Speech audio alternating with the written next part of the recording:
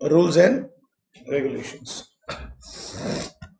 Article shows the rules and regulations and memorandum shows the, क्या बोलते हैं, light बंद कर दो, बंद कर देना, इधर से नहीं, इधर से नहीं, इधर से,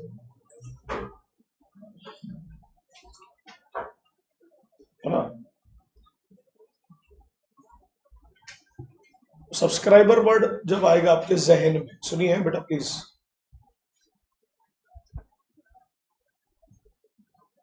तो उसको आप मेंबर कंसिडर करना और उसको मिनिमम में ले जाना। तो बोला मिनिमम सब्सक्राइबर और मिनिमम मेंबर, जो शायद शेयर होल्डर भी हो सकते हैं अगर वो शेयर खरीद ले, तो वो होते हैं 7 और 2 और 1 कंपनी के हिसाब से।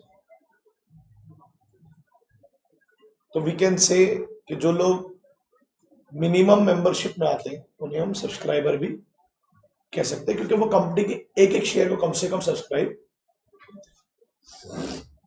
ठीक है। शेयर होल्डर्स जो होते हैं वो मेंबर तो होंगे ही, अगर उनका नाम लिखा है रजिस्टर ऑफ मेंबर में। फॉर एग्जांपल मैंने भी जोमेटो के शेयर खरीदे हैं, बट मैंने कंपनी से नहीं खरीदे, कंपनी ने जिनको इशू किया था मैंने उनसे खरीदा, तो कंपनी के पास मेरा कोई रिकॉर्ड नहीं है। So I am just the shareholder, I am not the member. For example members are eligible for meeting voting, I am not, I am just eligible for dividends, okay।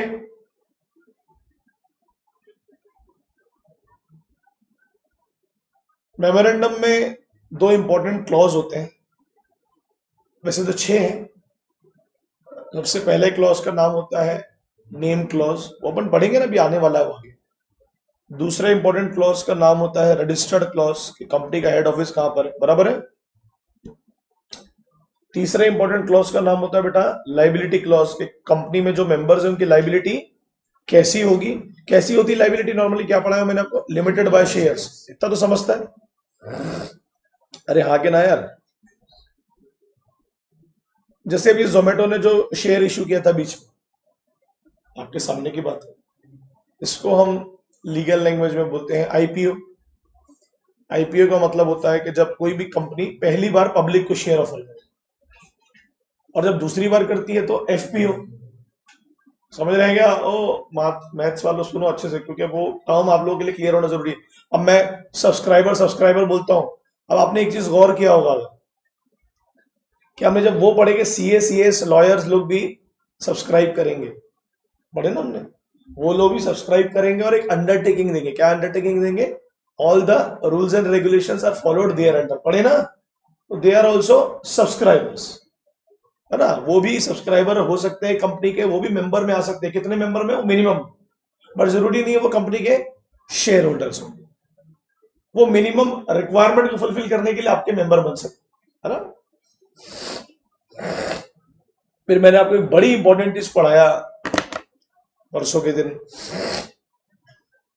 कि company में अगर false information दी गई है incorporation के वक्त, और ये बात आरओसी को तुरंत पता चल गई, तो जितने भी लोग उसमें इन्वॉल्व है कंपनी की इनकॉर्पोरेशन प्रोसेस में, कितने होते हैं?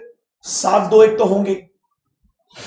अब उसमें कौन कौन होता है? मिक्सचर क्या होता है? प्रमोटर होते हैं कुछ, और कुछ कौन होते हैं? आपके ऑफिसर्स। सब्सक्राइबर में आ गए जो, है ना, आपका चार्टर्ड अकाउंटेंट, आपके लॉयर्स, आपके कंपनी सेक्रेटरी, बराबर है क्या? वो सब भी रिस्पॉन्सिबल रहेंगे, क्योंकि उन्होंने तो गारंटी दी थी कि कंपनी ने जो फॉर्मेशन की है उसमें किसी प्रकार की गड़बड़ नहीं, किसी प्रकार की गड़बड़ नहीं। एक वर्ड परसों के दिन आपके सामने बहुत आया, बॉडी कॉर्पोरेट। मैंने उसके 2-3 उदाहरण देने की कोशिश की आप लोगों को। फिर मैंने ये भी बताया आप लोगों की जो सेक्शन 8 कंपनियां होती हैं, है ना, उसे हम एओपी भी कहते हैं, एसोसिएशन ऑफ पर्सन, जिसमें सिर्फ मेंबर्स होते हैं, शेयर होल्डर्स नहीं होते हैं। याद है, सेक्शन 8 कंपनी में सिर्फ मेंबर्स होते हैं, शेयर होल्डर्स नहीं। क्यों? अगर शेयर होल्डर्स भी होंगे तो फिर डिविडेंड देना पड़ेगा, और अपने पढ़े उसमें डिविडेंड नहीं दिया जाता। समझा गया क्या बोल रहा हूं? So it's very important. अब अपन आज पढ़ने वाले हैं इफेक्ट ऑफ रजिस्ट्रेशन। ऐसा क्या होगा रजिस्ट्रेशन के बाद, ऐसा क्या होगा रजिस्ट्रेशन के बाद जिसका बेनिफिट कंपनी को मिलेगा?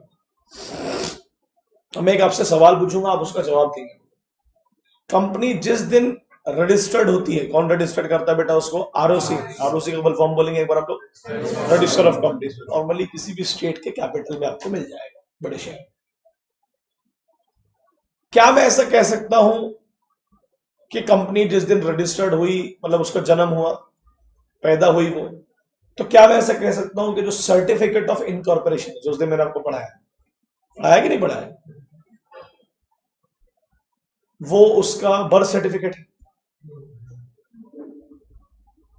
कि भैया कंपनी पैदा हो चुकी है, बराबर है?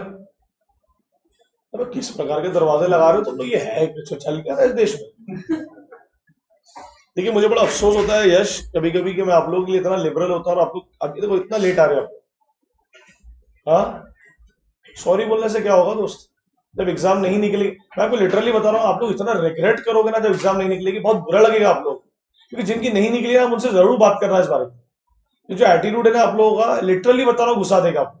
कल मैथ्स के जब मैं मार्क्स देख रहा था तो मुझे लगा कि मैथ्स में भी आपकी हालत खराब है, जिसको लेके आप ढिंडोरा पीटते थे कि मैं अच्छा हूं मैथ्स में। तो फिर अच्छा काहे में यार? कल आपने 2 घंटे की टेस्ट, जिनको इनको लिखने में 2 घंटे लगे, आप लोग 1 घंटे में करके निकल गए। कॉन्ट्रैक्ट वाली जो टेस्ट थी, ऑफर एक्सेप्टेंस और कौन सा था, फ्री कंसेंट, वो 1 घंटे में हो ही नहीं सकती थी। आपने 1 घंटे में किया कैसे? मैं तो शॉक में हूं। बड़ा अफसोस होता है मेरे को, मतलब कभी कभी, मालूम क्या। खैर ठीक है, एक हद तक बोलूंगा मैं भी, उसके बाद मेरे को भी अपना तबियत देखना है। खैर अपन लोग आ गए थे इनकॉर्पोरेशन से। तो मालूम बेटा क्या होता है, कंपनी इनकॉर्पोरेट हो गई ना, तो अब कंपनी की एग्जिस्टेंस को और आइडेंटिटी का कोई चैलेंज नहीं कर सकता। कंपनी की जहां आपने आइडेंटिटी को चैलेंज किया, जैसे मैंने आपकी आइडेंटिटी को चैलेंज किया, तो आप क्या बोलते हैं मेरे को? ये ले आधार कार्ड। वैसे ही कंपनी का आधार कार्ड, उसको हम लीगल भाषा में कहते हैं, क्या बोलते हैं? Conclusive evidence. क्या बोलते हैं? पुख्ता सबूत कंपनी के होने का, बराबर? बढ़े, स्टार्ट करें। चलो एक और उदाहरण है। कंपनी अगर बन गई तो कंपनी क्या क्या कर सकती है, कोई बताएगा मुझे? सर कंपनी स्यू कर सकती है अपने नाम पर किसी और को। कंपनी को स्यू कर सकते हैं, पढ़े हो कि नहीं पढ़े? Right to be sued and sued by the company. हाँ जी बोलो हुनर। लोन ले सकती है अपने नाम पर, प्रॉपर्टी को मॉर्गेज कर सकती है, नए बिजनेस चालू कर सकती है, अपने नाम पर अकाउंट खोल सकती है बैंक में। बिल्कुल जी, किसी और कंपनी का मेंबर बन सकती है। अरे हाँ के ना, बट वही लिखा है और कुछ नहीं, एग्जैक्टली वही लिखी चीज है ना। स्टार्ट करें पढ़ना। Section 9 of the companies act says for the effect of registration according to section 9, ध्यान देना, from the date of incorporation, from the date of incorporation mentioned, कहां लिखी है वो डेट? देखो यार, क्या पढ़ाया था बच्चों मैंने आपको? सर्टिफिकेट ऑफ इनकॉर्पोरेशन, CIN मैंने बताया था, कुछ मिलता है कंपनी को ROC के द्वारा, कुछ याद है? What is CIN? Corporate identity number. कितने डिजिट का होता है? 21। क्या होता है वो? कंपनी का यूनिक आइडेंटिफाई नंबर होता है, बराबर है कि नहीं बराबर है? L लिखा है मतलब कौन सी कंपनी है? लिस्टेड। लिस्टेड मतलब शेयर मार्केट, उसके शेयर्स को ट्रेड कर सकते। U मतलब अनलिस्टेड, तो बहुत सारी पब्लिक और प्राइवेट कंपनियां तो होती हैं अनलिस्टेड। PL लिखा मतलब पब्लिक, PBT लिखा मतलब प्राइवेट लिमिटेड, और OPC तो प्राइवेट ही है। OPC में आपको प्राइवेट लिमिटेड ही मिलेगा और OBC भी मिलेगा। स्टेट भी रहता है, स्टेट कोड भी रहता है, ईयर ऑफ इनकॉर्पोरेशन भी होता है, और आखिरी में क्या होता है? शेयर डिजिट का कंपनी रजिस्ट्रेशन नंबर। चलो पढ़ो सब साथ में, मेरे साथ पढ़ो। According to section 9 from the date of incorporation, जो कहां लिखी है बेटा? मेंशन इन द सब्सक्राइबर और memorandum to the memorandum and all other person who may from time to time become, मतलब ये जो बोल रहा है सब्सक्राइबर टू द मेमोरेंडम, मतलब 7, 2, 1, और उनके अलावा जितने लोग मेंबर बनेंगे, कौन? हम जैसे लोग जो कंपनी से डायरेक्ट शेयर खरीदेंगे। Shall be a body corporate by the name content in the memorandum. चलो ये सब रिस्पॉन्सिबल होंगे, हम ये बोलने की कोशिश करें, they all will be responsible. अब सुनिए मुझे, मैं ऐसा बोल सकता हूं कि बच्चों, कंपनी अगर इनकॉर्पोरेट हो गई कंपनी अगर इनकॉर्पोरेट हो गई तो कंपनी की आइडेंटिटी अलग और मेंबर की आइडेंटिटी अलग। बोल सकते हैं अपन ऐसा बोल सकते हैं कि अपन कंपनी की प्रॉपर्टी पर मेंबर का कोई भी इंटरेस्ट नहीं होगा। Same vice versa. What is vice versa? Member की प्रॉपर्टी पर भी कंपनी का कोई इंटरेस्ट। वो मकाउर वाला मैंने आपको कुछ पढ़ा था, मकूरा वाला क्या पढ़ा था? कंपनी की प्रॉपर्टी पर मेंबर का इंश्योरेबल इंटरेस्ट नहीं हो सकता। ठीक है, नेक्स्ट क्या लिखा है, पढ़ो यार, come on. Such a registered company shall be capable of exercising all the functions of an under this act और क्या होता है उसका having perpetual succession। I don't think मुझे आपको बताने की जरूरत। कंपनी परमानेंटली स्टेबल होती है until it is wind up by the NCLT। बराबर क्या क्या कर सकती है कंपनी? नवीन क्या क्या लिखा है? पावर टू एक्वायर, फिर hold and dispose of both movable and. बेटा इमूवेबल में एक दो, मतलब इमूवेबल में लैंड एंड बिल्डिंग तो आ ही जाएगा ना। मूवेबल में के बाद टेंजिबल और इंटेंजिबल। इंटेंजिबल प्रॉपर्टी कौन कौन सी होती है? Trademark, patent, copyrights. ये आपको एग्जांपल याद रखना है, भूलना नहीं। ये भी कंपनी की एसेट होती है। To contract, to sue and to be sued by the said name. वो सेड नेम के आगे ब्रैकेट में लिखो, याद रहेगा। कंपनी का नाम, कंपनी अपने नाम पर आपको सीयू कर सकती है, आपको सीयू कर सकती है। बरोबर है क्या बच्चों? आगे आ जाओ। ये थोड़ा सा डिफरेंट है, इसको पढ़ने के लिए आपको थोड़ा कंसंट्रेशन लगेगा।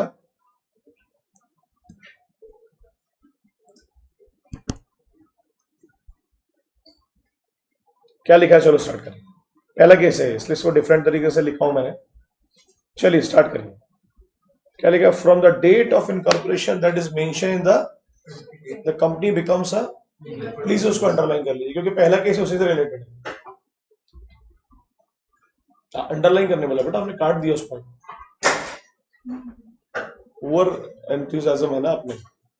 पढ़ो पढ़ो पढ़ो, कमॉन यार, आगे पढ़ो। लीगल पर्सन बना सेपरेट फ्रॉम द इनकॉर्पोरेटर में किसका नाम लिखोगे? बोलो, इनकॉर्पोरेटर में किसका नाम लिखोगे? हाँ जी, प्रमोटर तो है बट सब्सक्राइबर जो हो गए प्रमोटर, बिल्कुल agree. There comes into existence a binding contract between the company and its members as evidence by memorandum and article. क्या बाइंडिंग कॉन्ट्रैक्ट होता है मुझे बताइए। चलो मैं एक सवाल पूछता हूं आपसे, आप मुझे बताएंगे। कंपनी बनने के पहले कंपनी के लिए जमीन खरीदी गई, कंपनी के लिए सामान बुलाया गया, बट उसको कंपनी बनी थोड़ी ना, कंपनी का तो कोई नाम ही नहीं था। बट आप जो भी कर रहे थे किसके लिए कर रहे थे? कौन कर रहा था काम? प्रमोटर्स। प्रमोटर्स वो तो उस वक्त भी प्रमोटर ही थे ना, वो कहाँ मेंबर बने। तो मेरा एक सवाल है आपसे, इसे हम कह सकते हैं प्री इनकॉर्पोरेशन कॉन्ट्रैक्ट्स। मतलब कंपनी बनने के पहले जो भी चीजें ली दी गई, खरीदा गया सामान बिजनेस के लिए, और इसके लिए रिस्पॉन्सिबल कौन होगा मुझे आप बताइए, क्योंकि उस वक्त कंपनी तो थी नहीं। हाँ नहीं जी, इसको ये सक्सेशन में आता है कि प्रमोटर बोलेंगे बाद में कि ये सब सामान हमने आपके लिए खरीदा तो पैसे भी आप देंगे। इसमें जो लाइबिलिटी है प्रमोटर की, वो कंपनी बनते ही क्या हो जाती है? खत्म। जो लोगों ने सामान बेचा होगा प्रमोटर को, उनको भी पता था कि ये किसकी लाइबिलिटी है? कंपनी की। तो मतलब वो भी किसकी एसेट से पैसा वसूल करेंगे? कंपनी की एसेट से। इसमें सक्सेशन आएगा, मतलब बेनिफिट्स होंगे तो बेनिफिट्स भी मिलेंगे कंपनी को, और लाइबिलिटी होगी तो लाइबिलिटी भी आएगी। असाइनमेंट नहीं है, ठीक है। इसको बोलते हैं प्री इनकॉर्पोरेशन कॉन्ट्रैक्ट। चलिए पढ़िए, झुंझुन वाला में क्या लिखा है, वही लिखा है। Comes into existence a binding contract between company and its members. मुझे बताइए क्या बाइंडिंग कॉन्ट्रैक्ट होगा? अभी तो बताया मैंने, मेंबर ने जो जो प्री इनकॉर्पोरेशन एक्टिविटी की है उसके लिए कौन बाइंड होगा? कंपनी। तो कहाँ डिस्कस किया गया था, कौन से केस में? पढ़ो केस का नाम, Harinagar sugar mill limited versus SS Jhunjhun, famous case. इसमें ये था, क्या मैं ऐसा बोल सकता हूँ सरल भाषा में, कंपनी के बनते ही, कंपनी के पैदा होते ही कंपनी और मेंबर्स एक दूसरे के लिए बाइंड हो जाएंगे। अब दो तरीके से बाइंड होंगे, प्लीज ध्यान देंगे आप। एक प्री इनकॉर्पोरेशन कॉन्ट्रैक्ट के लिए जो कंपनी बनने से पहले, और एक उसके बाद के लिए। कैसे बाइंड होती है बताओ मुझे।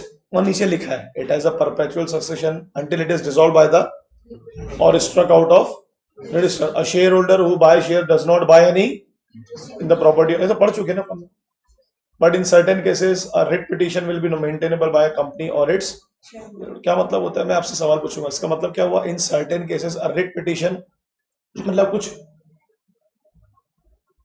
याचिकाएं दाखिल की गई कोर्ट में ये बोलने के लिए कि नहीं नहीं नहीं नहीं, कई बार तो शेयर होल्डर की प्रॉपर्टी कंपनी की कहलाएगी और कई बार तो कंपनी की प्रॉपर्टी शेयर होल्डर की कहलाएगी, उसके लिए कुछ याचिका दाखिल की गई। तो मुझे बता सकते हैं सर कौन सी कंपनियों में हो सकता है? हाँ जी, ओपीसी में हो सकता है, सेक्शन 8 में भी हो सकता है। सेक्शन 8 में मेंबर्स अपने जेब से पैसा भरते हैं ना। आखिर उसका मतलब क्या हुआ, पहले समझो ना, आप क्या पढ़ रहे हैं अपन लोग, लास्ट वाली लाइन का। कुछ केसेस में कंपनी बाइंड करेगी किसको? मेंबर्स को। और कुछ केसेस में बाइंड करेंगे मेंबर्स किसको? कंपनी को। तो लिख लो, एक एग्जांपल याद रहेगा। In case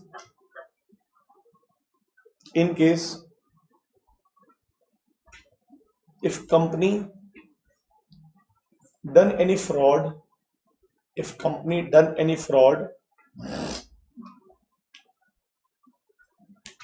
so the property of company, if company done any fraud, the property of the company can be used by the shareholder, बराबर है ना? Can be used by the shareholder as beneficiaries, okay? Can be used by the shareholder as beneficiaries.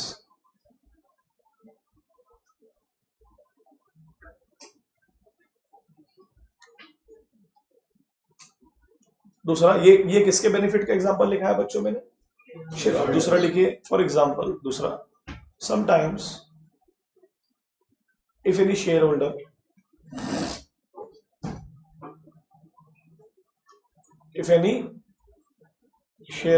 receive any benefit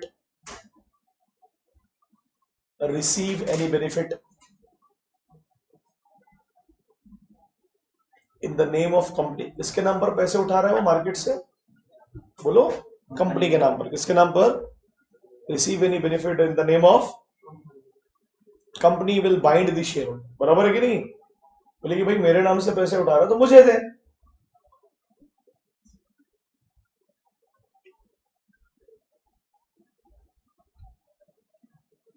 मतलब general rule क्या बोलता है बच्चों?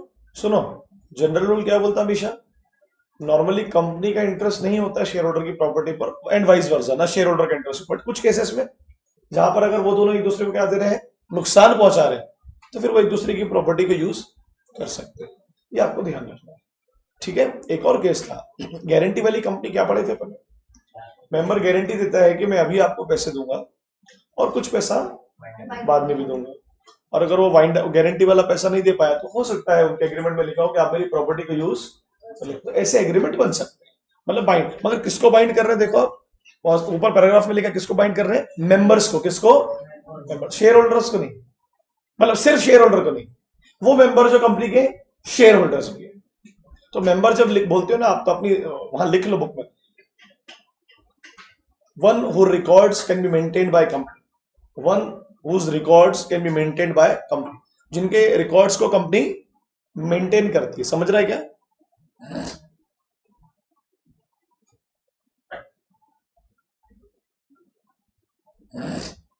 तो सुनो ना, अगर आपको ऐसा क्वेश्चन आया ये बेटा कि कौन से केस में कंपनी और मेंबर्स की बाइंडिंग को लेकर डिस्कशन किया गया, तो आंसर क्या दोगे? Harinagar sugar mills limited versus SS. और कौन से, और जनरल रूल क्या बोलता है? क्या वो एक दूसरे को बाइंड करते हैं? नहीं, क्योंकि इनकॉर्पोरेशन के बाद तो दोनों की आइडेंटिटी क्या हो जाती है। मगर कुछ केसेस में वो एक दूसरे को बाइंड कर सकते हैं। कौन से केसेस में? अगर वो एक दूसरे के नाम का बेनिफिट ले रहे हैं तो, ठीक है? वहां एक वर्ड है रिट पिटिशन, है ना? रिट्स का मतलब क्या होता है, लिखिए वहां, कॉन्स्टिट्यूशनल रेमेडी है ये कॉन्स्टिट्यूशन ने आपको प्रोवाइड किया है रेमेडी। बोलता है जाओ supreme court, high court direct जाओ और अपने हक के लिए लड़ो, ओके? कॉन्स्टिट्यूशनल रेमेडीज 5 रेट्स होती हैं, वो अभी आपको बढ़ाऊंगा नहीं क्योंकि कॉन्स्टिट्यूशन नहीं पढ़ा रहा हूं, किसी को भी नहीं पढ़ाया, ना एसबी वालों को पढ़ाया, ना किसी को पढ़ाया, ठीक है? अभी जरूरी नहीं है, आपको सिर्फ इतना ध्यान रखना, क्या लिखना है? संविधान ने आपको कुछ अधिकार दिए हैं अपने हक के लड़ने के। रिट पिटिशंस, पिटिशन मतलब याचिका। हाँ जी, whose records are maintained by the company। हाँ जी, मेंबर्स मतलब वो जिसके रिकॉर्ड्स को कंपनी ने मेंटेन किया है। और कहाँ मेंटेन करती है बेटा, नाम बोलो, रजिस्टर ऑफ मेंबर्स। दूसरा चलिए आ जाइए दूसरा। चलो यार कम ऑन, चलो पढ़ेंगे सब साथ में। दूसरे में क्या लिखा है, a legal personality emerge from the moment of, underline कर लो अपने को, पता तो चलना चाहिए कौन सा केस कायम है। From that moment the person subscribe to the memorandum and other person joining as a. अब ये जो वर्ड आ रहा है बार बार Aayushi ji, the person subscribe to the memorandum, तो आपके जहन में क्या आना चाहिए, 7-2-1। जो लोग मेमोरेंडम को सब्सक्राइब कर रहे हैं वो मिनिमम कितने होंगे, 7, 2 और 1। आज सुनिए पूरी बात, वो 7 जरूरी नहीं नेचुरल पर्सन ही, उसी दिन तो पढ़ा है, वो एओपी भी हो सकते हैं। एओपी मतलब कोई ऑर्गेनाइजेशन भी हो सकती है, एसोसिएशन ऑफ पर्सन की कोई कंपनी भी हो सकती है, नेचुरल और आर्टिफिशियल पर्सन का मिक्सअप हो सकता है। ठीक है, पढ़ो ना पढ़ो, आगे मेरे साथ पढ़ते जाओ यार। और अदर पर्सन कौन होते हैं बेटा, जो कंपनी से शेयर खरीदते हैं बाद में एज ए मेंबर्स। हाँ जी, as a body corporate or a corporation in aggregate, and the legal person beginning to function as an entity. A company on registration acquire a separate existence, the law recognise it as a legal person and distinct from its member. मतलब इस paragraph में सिर्फ एक ही चीज के बारे में बात लिखी, बोलो क्या, सेपरेट लीगल एंटिटी। अच्छा वो 2 वर्ड और है, बॉडी कॉर्पोरेट और एक कॉर्पोरेशन, लिखा क्या, वो सब भी कंपनी के मेंबर हो सकते हैं, इस बात पे एग्री करते हो आप? अरे हाँ कि ना बाबा। जैसे फॉर एग्जांपल भारत सरकार को किसी कंपनी के शेयर खरीदने हैं, तो आपको पता है भारत सरकार खुद नहीं खरीदती, भारत सरकार प्रेसिडेंट के नाम पर खरीदती है। राज्य सरकार को खरीदना है तो वो गवर्नर के नाम पर खरीदेगी, तो वो सब काय में आएंगे बोलो, बॉडी कॉर्पोरेट। काय में आएंगे, बॉडी कॉर्पोरेट में आ जाएंगे। चलिए आगे आ जाइए।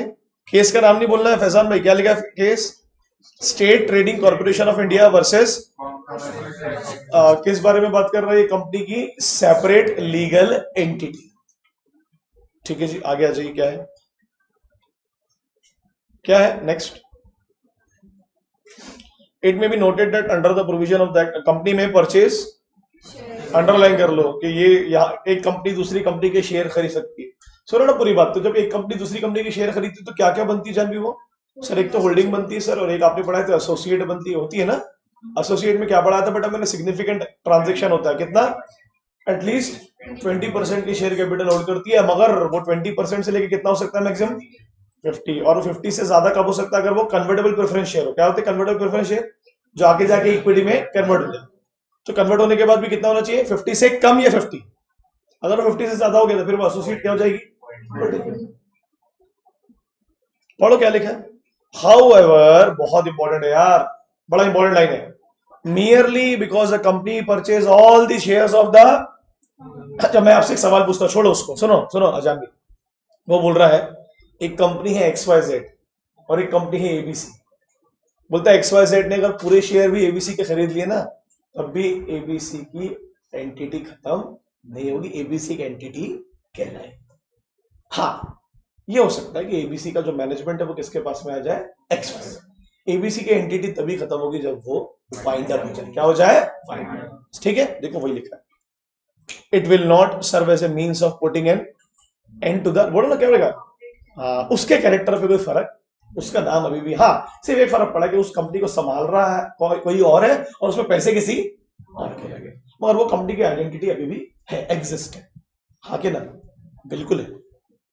Each company is a separate juristic entity. कौन सा केस लॉ है, Spencer and co limited Madras versus CWT Madras. देखो नाम से क्लियर हो रहा है कुछ कि कुछ कंपनियां हैं जो दूसरे को कंट्रोल कर सकती हैं, तो कंट्रोल करने वाली कंपनी क्या बोलेगी मालूम, ए तेरी आइडेंटिटी खत्म, तो जिसपे कंट्रोल हो वो क्या बोलेगी, नहीं नहीं नहीं, मेरी आइडेंटिटी तब तक है जब तक मेरा नाम रजिस्टर है, किसके पास में, ROC के पास में, किसके पास में, जिस दिन मेरा नाम हटेगा मैं मान लूंगी मेरी आइडेंटिटी खत्म।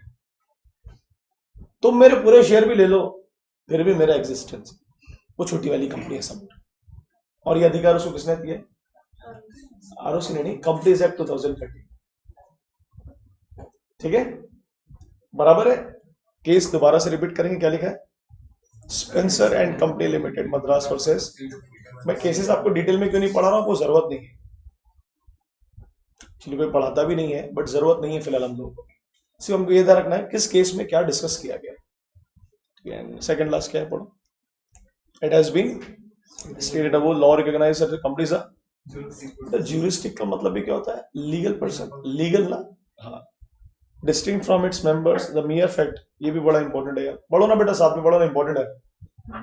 सिर्फ इस वजह से कि entire share capital has been contributed by and all it shares are held by and other officers of the does not make any difference in the position of, क्या वो जो कंपनी है जिसमें सरकार ने पूरे पैसे लगाए हैं, क्या वो सरकार की कंपनी हो गई, मतलब सरकार की प्राइवेट जागीर हो गई क्या? देखो लिखा ना, it does not make a company an agent either of the president और दी, क्या बोल रहा है वो, इस भाषा को कैसे समझाऊं? वो बोल रहा है आपने अगर मेरे कंपनी में पैसे लगाए, किसके नाम पर? प्रेसिडेंट के नाम पर या किसी ऑफिसर के नाम, तो आपका पैसा लगा, मैं आपकी नौकर नहीं होगी, मतलब एज ए कंपनी आप मुझे अपने पर्सनल काम के लिए यूज नहीं करेंगे, ये उसका कहने का मतलब है। ठीक है, बराबर है, मतलब सरकार के पैसे 100% भी लग जाए तब भी उस कंपनी का जो कैरेक्टर है वो चेंज नहीं होगा। क्या character? Separate legal entity, company की आइडेंटिटी ही रहेगी, कंपनी सरकार की एजेंट या नौकर की तरह काम नहीं करेगी, बस ये आपको ध्यान रखना। क्या केस था? Heavy electrical union versus state of Bihar, मतलब नाम से क्लियर हो रहा है कि उस इलेक्ट्रिकल यूनियन कंपनी में शायद स्टेट ऑफ बिहार के पैसे लगे होंगे, बराबर है, और स्टेट ऑफ बिहार क्या बोल रहा होगा, उस कंपनी को अपने पर्सनल कामों के लिए यूज कर रहा होगा, है ना, एज एन एजेंट। तो क्या बोला उस कंपनी ने कि मैं आपकी पर्सनल प्रॉपर्टी नहीं हूं भैया, मेरी अपनी एक एंटिटी है, जिस काम के लिए मैं बनी हूं वही काम करूं, और क्या काम है? Electrical, heavy electronics machines. अरे ठीक है क्या, तो यानी अगर सरकार वाला आया तो ये एग्जांपल याद रहेगा, ठीक है। ऊपर वाले में क्या एग्जांपल समझ में आ रहा है? अगर एक कंपनी किसी दूसरी कंपनी के पूरे शेयर्स खरीदे, ठीक है, उसके ऊपर वाले में क्या पढ़े अपन ने? सेपरेट लीगल एंटिटी के लीगल पर्सन। उसके बाद क्या पढ़े अपन लोग ने? बाइंडिंग कॉन्ट्रैक्ट पढ़े क्या? हाँ जी, हाँ बिल्कुल। जनरल रूल क्या बोलता है? मेंबर्स और कंपनी एक दूसरे को बाइंड नहीं करेंगे। कब बाइंड करेंगे? अगर एक दूसरे का बेनिफिट उठा रहे हो। हाँ जी, और ऊपर नहीं, खत्म, फिनिश। इफेक्ट पढ़ लो, पढ़ो इफेक्ट क्या लिखा है? Memorandum and article as per section wherever the memorandum and article when registered shall bind the company and the member thereof to the same extent if they respectively had been signed by the memorandum and article। जिस दिन आप ROC के पास submit करोगे तो जिन जिन की sign है वो सब एक दूसरे के लिए, कंपनी उनके लिए बाइंड होगी और मेंबर्स कंपनी के लिए बाइंड होगी, ठीक है।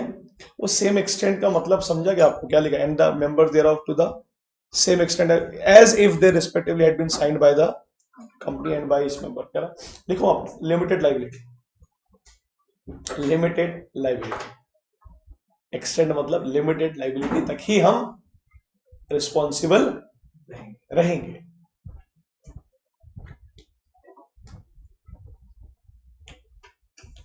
ये थोड़ा इंपॉर्टेंट है, ये जो हम नेक्स्ट पढ़ेंगे भी, ये मैं चाहता हूं आप लोग सब साथ में पढ़े मेरे से। क्या है? पढ़ो दूसरा पैराग्राफ पढ़ना। क्या लिखा है? and an agreement to observe all the provisions of the memorandum and article, all monies मतलब मनी है, पैसा, payable by any member to the company। ध्यान देना, बड़ा इंपॉर्टेंट है। अभी जो अपन पढ़ रहे थे वही है जो मैंने आपको प्री इनकॉर्पोरेशन की बात बोला। चलो ध्यान दो, क्या लिखा? फिर से पढ़ेंगे। all monies payable by any to the company under the, जब वो साइन कर रहा था तब कुछ पैसे भी लगाया था, shall be a debt due from him to the। अब मुझे ये समझाओ कौन है? मान लीजिए राम ने रॉ मटेरियल खरीदा कंपनी, किसके लिए खरीदा? किसके पैसों से?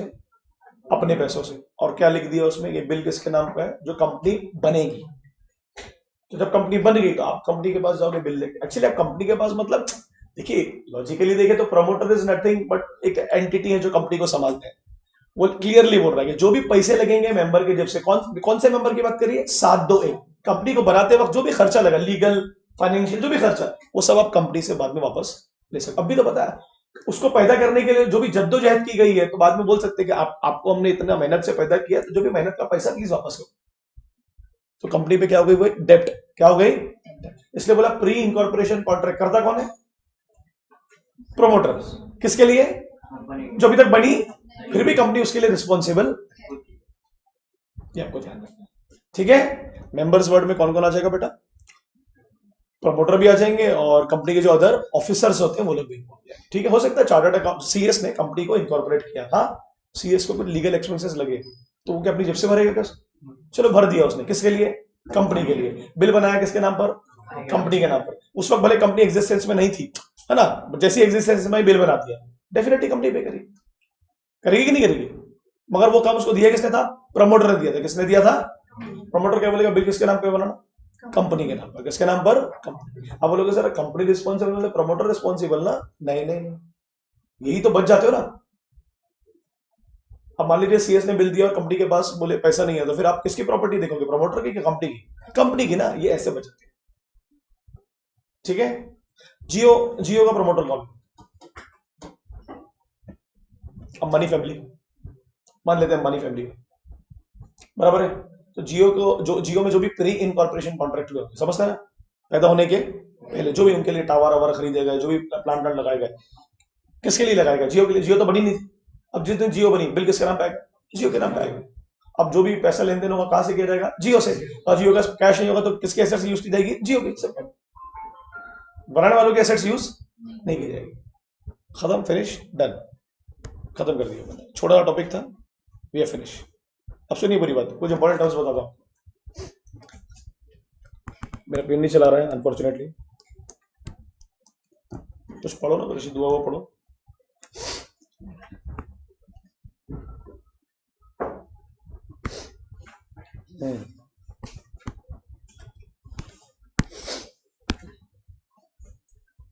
मैं आपको एक इंपॉर्टेंट चीज पढ़ाता हूं, ठीक है?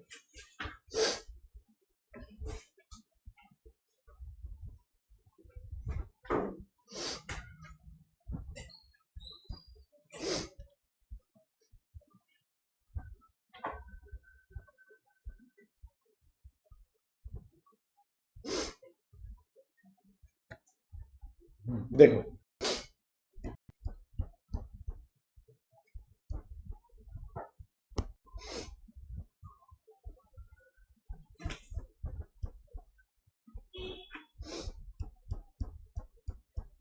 कि आपके जहन में थोड़ा सा आ जाए। देख क्या लिखा है इसमें, ये जो सेक्शन 10 है थोड़ा डिटेल में पढ़ेंगे अपन, आपके इसमें नहीं दिया है बट मैं इंटर, क्या लिखा इसमें? It means that on the basis of MO and AOA, तो जिन जिन के भी नाम लिखे होंगे एमओ और एओए में, किन के नाम लिखे होंगे? मेंबर्स के ना, जो मिनिमम वाले 721 वाले।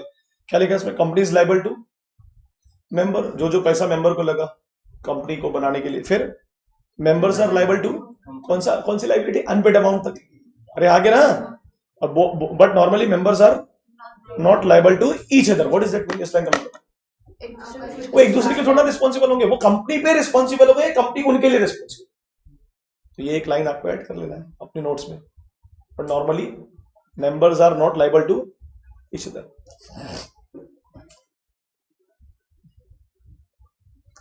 ठीक है, अच्छा फैजान, ये तो मैंने तुमको पढ़ा दिया कि कंपनी पे जो तुमने पैसा खर्चा किया तुम कंपनी से रिकवर कर सकते हो, है ना? बट कंपनी तुमसे कौन सा पैसा रिकवर कर सकती है एज ए मेंबर? शेयर वाले। क्या बोलते हैं उसको? Calls in arrears.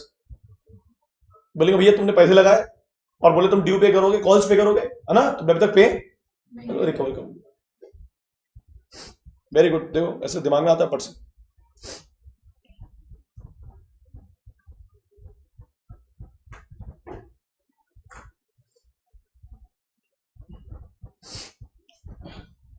हाँ जी, मैं तमन्ना जी, ये देखिए टेबल्स होते हैं मेमोरेंडम के।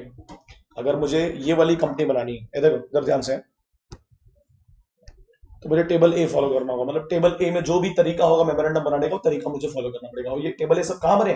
कंपनीज एक्ट में, है ना, उसकी शेड्यूल्स में। शेड्यूल 1 में देखो लिखा है शेड्यूल 1। अगर मुझे दूसरी कंपनी देखो, टेबल डी में, बी में क्या लिखा है? लिमिटेड बाय नॉट हैविंग, कौन सी कंपनी लग रही है पढ़ने में? सेक्शन 8। तो कौन सा फॉलो करना पड़ेगा? टेबल बी में बन। हाँ, अब बोलोगे सर इनके रूल्स कैसे फॉलो करेंगे? तो इनके रूल्स ऐसे चालू है, टेबल ए फॉलो करोगे तो टेबल एफ के रूल्स फॉलो करना पड़ेगा, टेबल बी फॉलो करोगे तो टेबल जी के रूल्स फॉलो करना पड़ेगा। तो लिख रहा है, मतलब क्या आपका तरीका होगा रूल बनाने का, वो भी आपको ऑलरेडी दिया, मगर ये सब पब्लिक कंपनी को करना पड़ता है। प्राइवेट कंपनी को इतनी ज्यादा फोर्सफुल नहीं है, वो अपने खुद के रूल्स एंड रेगुलेशंस बना सकती है, कोई दिक्कत नहीं है। ठीक है बेटा,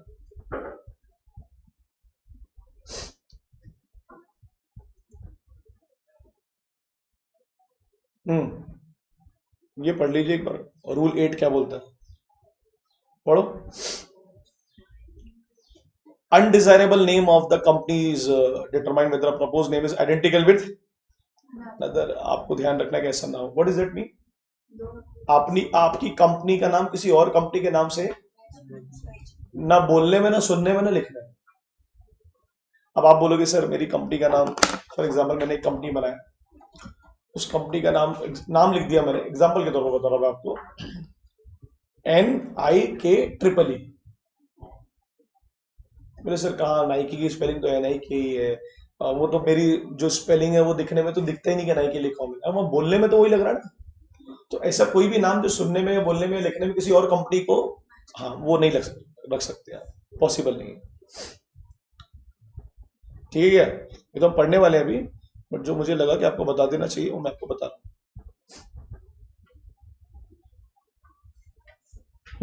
ये सब नाम यूज करने से पहले आपको सरकार से पूछना पड़ेगा, अगर नाम क्या लग रहा है? अरे कहाँ चले गए?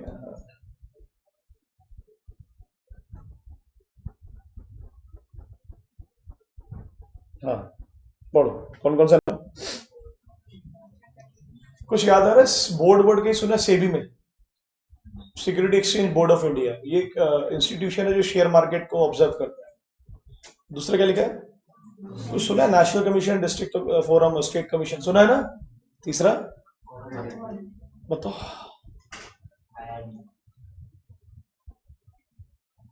बोल।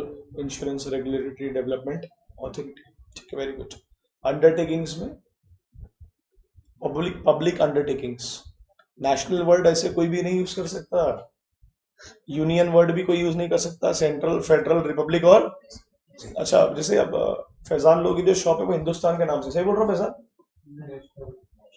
National, how is using that name? नहीं कर सकता, आप तो बोल रहे हो। कंपनी थोड़ी ना है, इट्स अ शॉप, और उनकी शॉप उनके पैसे से चल रही है, उस नाम का वो फायदा किसी इन्वेस्टमेंट के लिए नहीं ले रहा। जहां पब्लिक इंटरेस्ट इन्वॉल्व होगा वहां ये नाम यूज नहीं होगा, ठीक है? बराबर है क्या फैजान? सही बोल रहा हूं मैं?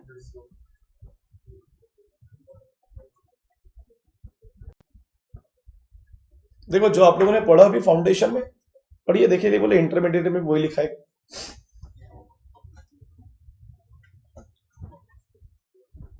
अरे वही तो है, वही तो केस है। देखो ना, अभी तो पढ़े हैवी इलेक्ट्रॉनिकल, ऊपर देखो स्पेंसर वाला पढ़े, स्टेट वाला पढ़े, वही तो झुंझुन वाला, एग्जैक्टली वही लिखा, वही रहता है और कुछ नहीं होता। हालात बदल जाते हैं बट जज्बात बदल जाते हैं। ये देखो एक चार्ट आपको बनाना है, किसके लिए बनाना है आपको चार्ट? क्या लिखा है इसमें? सेक्शन 8 कंपनी वाला है वो, याद है क्या कुछ? अगर आपने ऑब्जेक्टिव को फुलफिल नहीं करेगी तो, हाँ तो वो लिखा है ना वहां, क्या क्या करना है उसको? 3 पर लाइसेंस रिवोक करेंगे, कन्वर्ट कर देंगे प्राइवेट में, या वाइंड अप कर देंगे, सरप्लस ट्रांसफर कर देंगे सिमिलर कंपनी में, है ना? या इंसॉल्वेंसी बैंक्रप्सी फंड में, जो 3 साल 6 साल पहले एक रूल आया है, किसी सेम कंपनी से अमेलगेमेट कर देंगे। पनिशमेंट में क्या लिखा है? कंपनी को 10 लाख से 1 करोड़, और ऑफिसर को 25,000 से 25 लाख, और सजा कितने की है? या दोनों भी हो सकता है, बोथ। बराबर, ये चार्ट बना लेना, आप काम आएगा। हाँ जी, अरे ठीक है क्या? तो अभी जो पढ़े अपन ने वो समझा गया आपको? क्या पढ़े अपन लोग ने, बोलो आज जो पढ़े अपन लोग ने? कंपनी का क्या ऐसा बेनिफिट या नुकसान होगा कंपनी के बनने के बाद, क्या इफेक्ट हो सकते हैं कंपनी के आफ्टर इनकॉर्पोरेशन, आफ्टर, आपको ध्यान रखना है, रिवीजन करना है। जैसे फॉर एग्जांपल देखो ये चार्ट भी बना लेना, नॉट फॉर प्रॉफिट के लिए। ये जो ऑब्जेक्ट है समझ में आ रहा है? क्या क्या ऑब्जेक्ट है, क्या क्या ऑब्जेक्ट है? पढ़ो ना गधो। ये फुलफिल नहीं किए तो क्या होगा? कन्वर्जन हो जाएगा ना, अमेलगेमेशन हो जाएगा, लिखा है।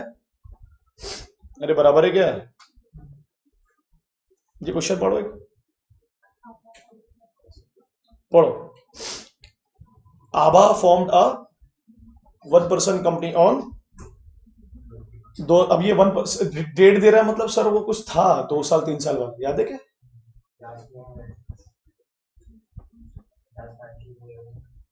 नॉर्मली इनकॉर्पोरेशन से कितने साल? 2 साल। अगर आपको कन्वर्ट कर रहे हैं आगे जाके तो किसी और कंपनी में, या फिर टर्नओवर और पेड अप कैपिटल पढ़ाया था ना, अगर वो 2 साल में ही अगर आपका टर्नओवर और पेड अप कैपिटल में से कुछ बढ़ गया तो आपको ऑटोमेटिकली कन्वर्ट कर दिया जाएगा, नहीं तो नॉर्मली कितना? इनकॉर्पोरेशन से 2 साल का। पढ़ो ना क्वेश्चन, पढ़ो, अच्छा क्वेश्चन। आभा जो है उन्होंने एक 1% कंपनी बनाई कब? 15 अक्टूबर 2017 को विथ हर हस्बैंड अखिल। अखिल को क्या बनाया उन्होंने? याद है, नॉमिनी भी पढ़े थे अपन ने, ओपीसी एक नॉमिनी भी अपॉइंट करता है कि भाई मैं नहीं रहूंगा या रहूंगी तो तुम संभालना कंपनी। और ओबीसी भी कौन होना? एक तो पहले तो माइनर नहीं होना, दूसरा वो रेजिडेंट होना। रेजिडेंट कहाँ का? इंडिया का रेजिडेंट। पढ़ो पढ़ो पढ़ो। और कितना रुपया लगाया उन्होंने? 10 as an authorise and paid up share. अब पढ़ो पढ़ो ना, पढ़ते हो ना। इन द मंथ ऑफ 2018 क्या हुआ? She got in touch with A foreigner and expecting to receive a substantial export order by May 2018, whose final delivery must be completed by December. अरे बाप रे, 1 साल होने पर she is contemplating to convert her OPC into private limited company before she receive the, उसका कहना था कि ऑर्डर मिलने से पहले मैं अपनी कंपनी को क्या में तब्दील कर दूं? प्राइवेट कंपनी में। इन दिस केस अब वो आंसर उसने खुद नहीं लिख दिया, क्या लिखा है? Abha can not voluntarily convert the OPC into private before the expiry of. अब आप बोलोगे सर 2 इयर्स वाली बात क्यों? क्योंकि पेड अप और शेयर कैपिटल की तो वैल्यू मायने नहीं। बोलो कहाँ है, कितना लिखा है पेड अप? और लिमिट क्या है सर? देखो ना, 50 है क्या? 50 और 2 करोड़, ऐसा कुछ ऐसे क्वेश्चन आते हैं, यही क्वेश्चन आ जाएंगे आपको। दूसरा पढ़ो, राजेश वाला पढ़ो पढ़ो। Has formed a 1% company with his wife Rupali as for the last 2 years his wife Rupali suffering from and due to this hard at he wants to change her. मैंने बताया था यार, आप चेंज भी कर सकते हो, नॉमिनी को बताना पड़ेगा मेरा। He has a trusted and experience friend Ramniwas and who could be nominee. और हिज राजेश सन, कौन है राजेश का सन? रक्षक। कितने साल का है? 17 years of Rajesh can appoint his friend Ramnivas as nominee not Rakshak because Rakshak is a. ऐसे क्वेश्चन भी आपको आ सकते हैं। आप बोले कितने आसान है, जब एग्जाम के टाइम आसान नहीं लगते ना मगर, वहां आपको काट लगेंगे सब चीजें। ठीक है क्या? यही सब आपको है। अरे आगे ना, मतलब इसी पहले चैप्टर में है, ऐसा नहीं कि पूरा कंप्लीट हो। यही है, इसी पहले चैप्टर में। ये ऑर्डर भी याद है, कुछ पढ़े थे अपने, ऑर्डर ऑफ ट्रिब्यूनल। अगर कंपनी ने इंफॉर्मेशन को छुपाया है ना, ये सप्रेस किया, क्या ऑर्डर पास करता है ट्रिब्यूनल? यही था ना, नाम हटाओ, वाइंड अप करो, लाइबिलिटी को अनलिमिटेड करो मेंबर्स की, और मेमोरेंडम और आर्टिकल को चेंज करो। और क्या था? मैनेजमेंट ही चेंज करता। बराबर है क्या? खत्म कर दिया आज अपन ने इंपॉर्टेंट टॉपिक, है ना।